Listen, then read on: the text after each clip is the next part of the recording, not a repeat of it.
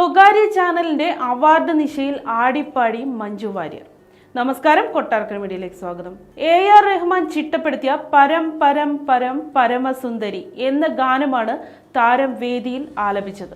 ഡാൻസേഴ്സിനൊപ്പം ആടിപ്പാടുന്ന video social മീഡിയയിൽ വൈറലായി. സിനിമയിൽ കൃതി സനോൺ ആണ് ഗാനരംഗത്തിൽ അഭിനയിക്കുന്നത്.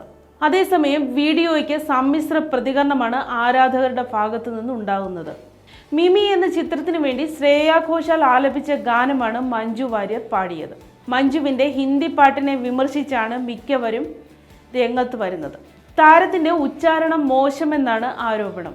എന്നാൽ തനിക്കാവുന്ന വിധം മഞ്ജു പാട്ട് മനോഹരമാക്കിയെന്നും ആരാധകർ പറയുന്നുണ്ട്.